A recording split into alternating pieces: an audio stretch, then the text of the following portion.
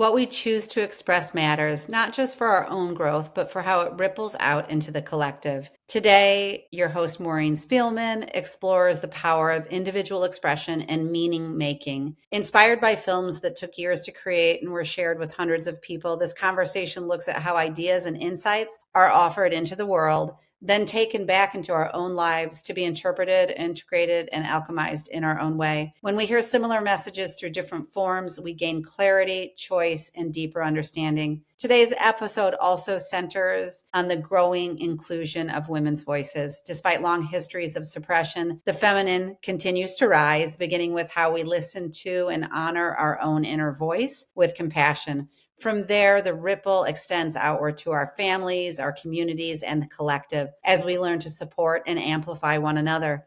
Finally, this is a reminder to trust your own timing. Some creations take many years to unfold, shaped by cultural and societal change. The invitation is to stay present, trust the process, and remember whatever you are creating in your life or work, you are a work in progress and you are right on time. We'll see you in the episode.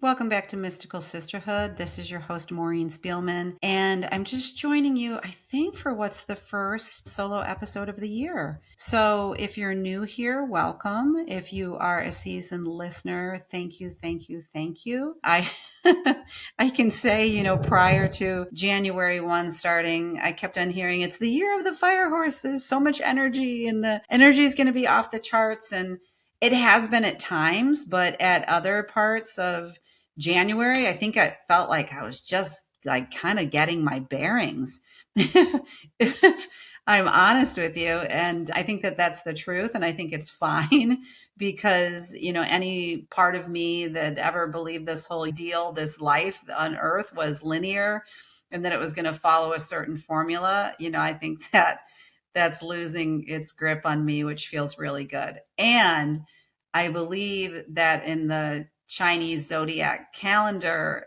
that this new year starts February 17th. And I'm like, oh, thank God, I'm right on time then, right? And I guess all of these things are a reminder that all of us are right on time. And, this is not in my script that I wrote, but any part of us that thinks that we should be somewhere else or we should have something resolved or anything like that. It's just not true. And the more we lean into the divine timing of our lives and just how things are working just the way that they're meant to, I have to believe that, in the times that I'm harder on my process or myself, I remind myself, you're right where you need to be. There's nothing else you need to be doing, being at this time. You're right on time. So yeah, thanks for pressing play today. I'll try to make some sense of sort of what's been going on. But I kind of was listening to another podcaster talk about, why she's doing what she's doing. And I thought, since I'm going into my fourth year, I'd kind of revisit like why I started this whole podcast and where it started, why it started, and, what I'm kind of finding now. Because I feel like Mystical Sisterhood is always my teacher. And it's the mystical, it's the sisterhood, it's the coming together, it's the spiritual, it's the unseen, it's all of the things in our lives. It's the human part of walking this path and, all the mystical things that we want to pull in. So when I began this venture, it was the start of 2023. And since then, I think this will be episode 163. I've really been on this committed path of bringing voices with my weekly guests. And I feel like almost wanted to pay it forward, all that I had learned and put together healing through my illness and, bring those voices of the intuitives and healers who had affected my life so profoundly and opened up my eyes to new perspectives and ways of doing things. And really, I had this idea that joy and healing could really co-occur in the same space. And so just bringing in topics that included those things. And I think prior to, having my, whatever you call it, spiritual awakening, cosmic wake up call, I probably was running more on scarcity mindset than I even care to know. But I mean, I know it's true, and to no fault of my own. I was introduced to certain things, but I don't know. I had sort of started an expansion of sorts, and I think we probably all have. Like, if we really look at how long we've been up to this work, right? You're like, oh my gosh, I actually read that book back in 2013, so we know that we were doing some awakening. But what happened to me when I went through my wake up call was that the parts of my life where I thought that there was only, one or two choices or answers, I began to open up. And what I've learned is that, yeah, no, it's not one or two answers. It's never one or two. There's infinite possibilities. It's not 10 or 15. It's just like it is so expansive, and it's so much bigger, and there are answers everywhere. And as the host of this podcast, I want you to know that I am dogged in my ability to find answers. And I believe that I'm an amazing resource. So if you're ever looking for a resource for something, I might not have it, but there's a good chance I do, or I have the ability to uncover, like how they say, like turn over the rocks and find, and it will lead you one way. And maybe there's a portion of what you're looking for, and then you need to go down another path. But man, I love that. That's part of why I do what I do. And that's part of why I share the voices. And I just got off the line with Cindy Houston, who will be next week's guest. Amazing. I mean, these conversations and what people are up to are just amazing. So I was kind of likening it to, okay, like let's say there's something that we want to address in ourselves. It's like there's this really large menu, this smorgasbord of ways we can go about it. And who's your person? Like, who are you attracted to? And I was thinking, like, if I've learned anything like more pronounced, because you know how you kind of learn things in layers, I've really, like, it's been driven home that everything is energy. And the energy that's brought in these last 3 years from podcast guests has been amazing. Like, it's just been so rare that there's been a misalignment or something that's been off at all. I feel energized by it. And, doing the podcast for the last 3 years, I continued, my journey that started in 2018 of becoming a coach. And it first was in the wellness industry and went into conscious parenting, which is really reparenting of ourselves and a lot of inner child work and working with our children. And then that leading into studying with Susie Lula with spiritual psychology and everything that meant. So it was sort of like this side by side parallel track that I've been on of just continued learning and my own transformation, because that's something that's really important to me. There's no way that I could work with people if I hadn't done the work in my own life. I think that if you've been on your own journey, I could call it a healing journey, but a journey of transformation. I hope you've had fun pulling in the different mystical modalities. And if you've got ideas about, like, Maureen, I listened to this other person on a podcast, or have you thought about doing, like, right now I'm trying to get an astrocartographer on, and I think she said yes, but we just need the date. Like, I want to do an episode on that, or I want to do, on animal telepathy. I just am pulling in these things. But also I realize, like, one thing that is really, I think, more recently come like really clear to me is that we're humans walking this path too. So while I might be mystified by the mystical of, like, wow, meeting with a channeler or someone who can access information that's like in another dimension or field. Yes. And those things can be brought down to our 3D life and, like, what you're dealing with. Like, if you have challenges right now with one of your children or your partner, or you have a parent and you're exhausted because they're needing a lot of medical care, there's all these things, like, those are the truths of our life. And I'm very grounded in that, where, like, how you can, like, get yourself up almost like out into, like, fairy la la land. But it's like, wow, I mean, if I know anything, it's that as humans walking this path, we really deal with a lot. And I am not exempt from that. And, I might not bear all when I record these podcasts, but I certainly, I do life. I do life and I try to do it the best I can, taking care of myself the most I can, and, share those ways with you too. So, we've got all these ideas for ourselves of what we want to change. I mean, honestly, like what patterns have been long time existing for us? What are we seeking to heal within ourselves? And I woke just the other day when I was out of town, and I had this idea. It was like 4 a.m, and it's like that life happens on a continuum, and it's not a one and done, and rarely is something, like presto resolved overnight. It is a commitment to ourselves. It is a commitment to, I want to cry, like the relationships around us. And when we just escort ourselves through this process, we sharpen the skills, right? We sharpen the skills of compassion, of coming to ourselves in non-judgment.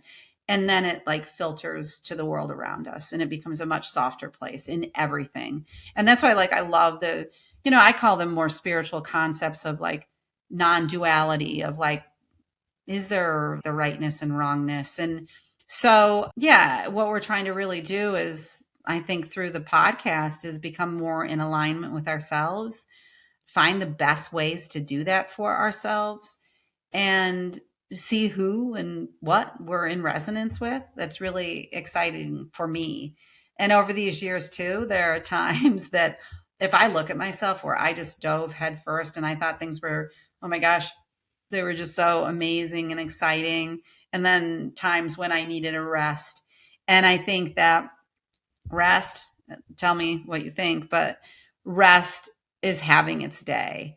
I think that we're realizing that where we've overworked and worked, and we're in the doing all the time, that not only were we very well burnout, but we need rest, right? And when we're resting, it doesn't mean that we're not getting things done in our life. It's not that we're not moving the needle. It's just that we never really realized how much rest was restorative and could fuel the work we wanted to do. And maybe we learned that we could exponentialize the work we had to do the more rest we had. It's kind of like the paradox, right? Okay, so now, like, oh, 4 years in, where are you? And what are you doing? And some of the things, I mean, I will continue to support the women initiatives, women bringing their brilliance forward. If I know anything, it's that women at midlife, and that's mainly our listeners, right? Is that we're full of magic and we have a lot of magic to bring. I'm learning to live in that world of like seeing the miracles and taking notes and knowing that the words I use influence my life. And I think it's because I've done a lot of the background work of the emotional, like the little girl Maureen and what she didn't get, and addressing those and those kind of aspects, that then it frees me and it liberates me from the things that used to constrict me, and allows me to move into the space of the wonder and the awe and the magic and the miracles. And it's not that it's an escapism of wanting to live in this world that's seemingly not of this world. It's just the more that I realize that signs, every conversation that I take part in, it has something for me. Yesterday on the airplane home from our trip, I'm going to talk about, I overheard a woman speaking to her child, and the conversation, I won't go into the conversation, but the conversation was for me. I learned something from it. It wasn't just like an annoyance and like, why is she talking so loud when the plane landed? And what's she doing? There was something that she was saying, and the manner in which she's saying it, she was kind of like, was she pushing her kid and her agenda? Yeah. But was she being direct and like honest? Yeah. And that was for me. That part was for me. And so this idea that, you know, everything in our lives, every experience, every conversation, there's something in there. It's something like that's leading us on a soul level. What am I here to learn? What am I here to heal? But what am I here to bring forward? What are my unique like gifts? And I see it. I just see women all over the place, and men too. It's for them too. But just kind of like opening up to new things. And that's, that's exciting to me. And I really feel like in whatever goodness that you want to put into the world, or I mean, honestly, this is not just a hobby for me to have this podcast. I truly believe that the light that we choose to put into the world, whether it's being kind at the grocery store or lending a helping hand, it matters. And a lot of us are having choices about how we use our voice these days, even out in the world. And there's just many ways that we can do that. And there's many ways we can share our light and push that energy out into the world. And I really have learned that it does matter. So yeah, I believe in those energetic forces. This past weekend, I wanted to tell you, I went to the Sundance Film Festival with my older son. He loves film. And I asked him months ago, do you want to go? And it was, of course, Robert Redford, the founder who founded Sundance Film Festival, which promotes independent filmmakers. Robert Redford had died, I think it was back in September. He started Sundance in 1981. So I was going into the town is Park City, Utah, and it was the last year that's in Park City. And that was one of the reasons I was like, I want to go experience it there while it's still there. It's moving to Boulder, Colorado next year, which will be really interesting and exciting for Boulder too. Man, was it a machine though. So over the course of 4 days, he and I saw 9 films. On the 10th one, we're like, Mayday, like we have to rest. But it was really fun to be in an atmosphere of wonder from, I think, the audience members, of openness, of curiosity, of taking in new perspectives. So we saw 7 films and then 2 what they call episodic series, which is more like episodes you would see like on Amazon Prime or Netflix or something like that. So basically like what we would consider a TV show.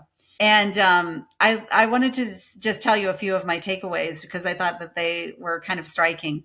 But whether it was films like Big Girls Don't Cry I think that was out of New Zealand, about coming of age and all the things that young girls go through. Maybe you went through it, maybe you didn't. I certainly did. The lies we tell, the personas we take on.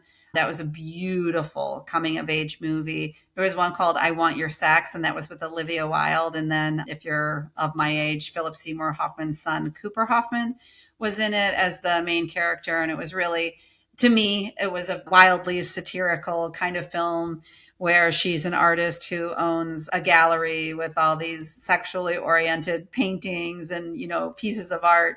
And she takes the power position in it. So it's kind of like a flip of the male power position. I don't know, like in the end, how PC it was, but it was about women's empowerment. And it was about a flip of a role that you wouldn't have seen 5-10 years ago. And then we ended the film festival with this gorgeous documentary called Silenced. And that was out of Australia. And that was about how women who had been victims of domestic, I want to say, abuse or violence, how when they had spoken out that actually there was a backlash and the law was used against them to further silence or suppress their voices. And that was really a beautiful movie. And let me tell you, like Sundance, if you ever get the chance to go, it's pretty special. Call me, like I'll tell you all the tips, and it's just once a year. But these are independent films. Like even if they have like well-known actors, they're independent films that might not have a chance to get picked up by a studio and be distributed, like have a wider distribution.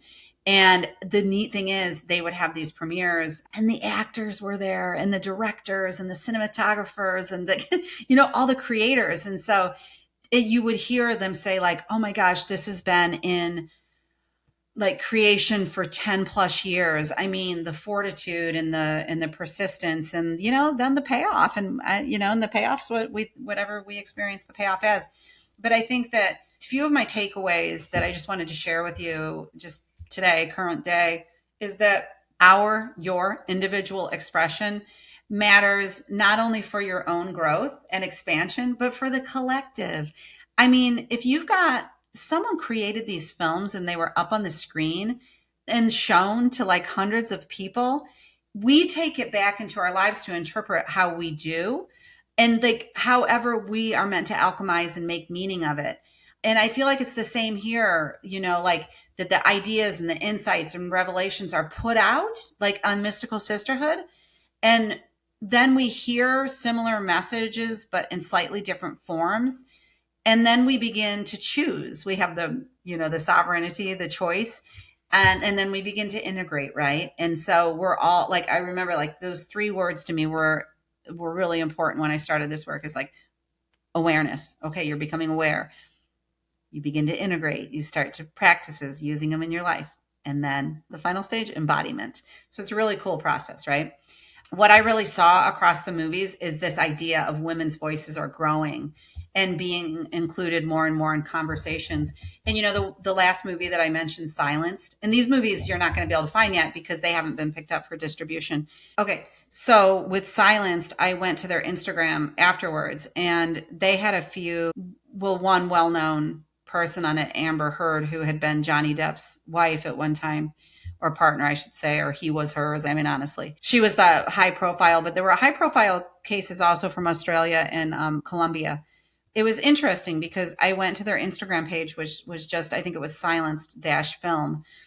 And there were not very many posts yet. And I saw like a wonderful congratulations, good job. And then I just saw like this slamming of the women that had been in the film.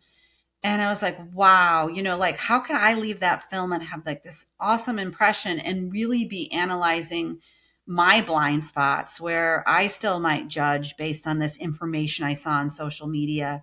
Or, like I'm always willing to look at myself. I think like I'm very aware, but we always have these blind spots. But just like when I saw that on Instagram, I'm like, ugh, like this whole, like, this is not the full culture, but that part of the culture that's like, oh, we're just going to tear this apart, right? Yeah. Anyway, I just loved it though. These voices kind of just being, put out there, these films being distributed. And, I guess I understand more and more that, women's conversations and some of the research done on our health, or, what we have to say, they've just been relegated to sidebar conversations, and they are working their way front and center. And to see, like in that movie, I Want Your Sex Man, Olivia Wilde, she's a powerful person. Whatever you think of her, she gets shit done. And I lastly wanted to say, because this one's not meant to be a super long episode, is that we can have patience with the process and trust that if it's meant to come to fruition, it will. If it's meant to change course, it will. If it's not meant to be, it will. And so that when I saw the filmmakers and directors sharing that how long that they had been up to this, how many times they maybe even changed a script based on how the world was changing, cultural influences, societal influences, and they stayed on course, but they course corrected. The message to me here was be in the moment. Everything is working in divine order. Take care of yourself when it goes off track. Your soul has chosen this path. And whatever you're doing, you're a work in progress, whether it's in your personal relationships or in the work you're bringing to the world. So Sundance was the experience of a lifetime, really. It opened my eyes. I'm always, whether it's a podcast or a conversation or going to this an experience like Sundance, is like, I am so committed to opening perspective. And honestly, it allows me to hold a lot. And I have a feeling if you're here, you're one of these people too. If you're a person that's stuck with me, you're one of these people too, because you're willing to see a wide expanse of the world and take it in and know that it's all of it. It is all of it. And then you get to choose, and you get to choose how you do life in that. And it was a great bonding time with my son. He's my older son. And, not everybody has the ability to do it, but I've always kind of taken like what I have three children, like what each one enjoys, and done the weekends away with them, or spending the special time, whether it's the one who likes, Major League Baseball, or the one who likes big cities, or the one who loves movies. It's like part of my job that I see as a parent is really taking the time out and taking special time. So that was really near and dear to my heart. So I just am going to continue on. I'm still being called in this fourth year to bring voices forward. You probably, I have a feeling, are going to be hearing more from me. And just I want to share, with you that I have a couple of my coaching vessels, the Radiant Heart Clarity session. It's a 2-hour session of just inviting you in and seeing what is it that I'm looking to create in the world. What has been on my mind? What signs and what clues am I getting? How long have I been dreaming of this? And really sitting together and looking at that and saying, like, this is what I'm thinking about creating and bringing into the world. And that's just a 2-hour experience. And that can be standalone. That can give you a roadmap to begin and whatever steps are necessary to go into your next steps. And then my other work that I've had this 12-week coaching container for a while, that's more of a journey. That's more looking like then diving into, okay, what patterns are keeping me from really experiencing what I want to experience? How can I be with myself and understand like the ways that these subconscious programs are running? And we do like a deeper dive across 12 sessions. And so those are always available to you if you want to sit down for a discovery session and say, Maureen, would one of these be right for me? Of course, one of my loves is my Mystical Sisterhood Rising group that we do right now once a week. And that's where we're really talking about women who have it's businesses really, and it's businesses typically that are in the healing arts, but they can also be, whether you're in the podcasting world or you're entrepreneurial, it can really be anything to kind of bolster each other's work. And I think that what's important to me is in the work that I offer to the world, it is not just me speaking, it is collaborative. It is, because if I found anything, is that we want to be heard. We want to be in conversation. We want to share. And in our sharing with each other, it's almost like an echo back to ourselves. Like sometimes when we say something, it's like, oh, that's not exactly what I meant. Or it allows someone to say like, oh, this is what I see. And the beautiful thing about the Rising group that I love so much is that it is across different, careers and work that people are getting into. But often when we meet with women who are willing and able to see us, they reflect that back to us, and we see something in ourselves that maybe we've been kind of like, hiding or suppressing or not really owning that's there for us.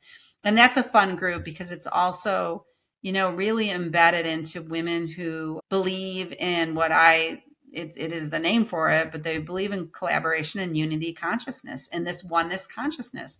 And this idea that if I'm supporting your endeavor, that it's not at all to the detriment of, my own.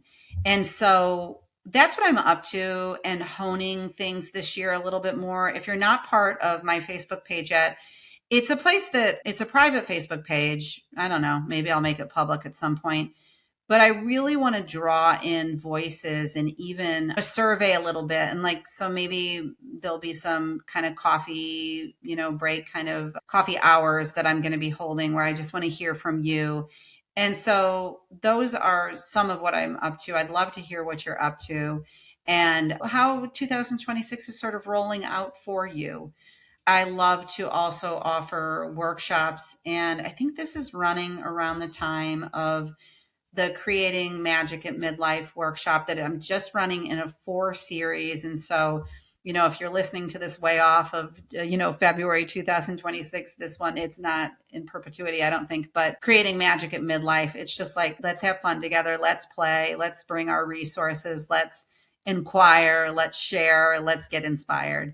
So those are all on my website at maureenspielman.com. Reach out to me at hello@maureenspielman.com or at Maureen Spielman on Instagram. Those are ways to get a hold of me. I'm really grateful for you because I see Mystical Sisterhood as a beautiful tapestry in and of itself, but also part of a much larger puzzle or tapestry or weaving with these lights all over the world. And we are so much more interconnected than we ever believed. So I'm just expressing a lot of gratitude. And I'll see you hopefully somewhere. And if not, in the next episode. All right. Happy February. Thanks for listening to this episode of Mystical Sisterhood.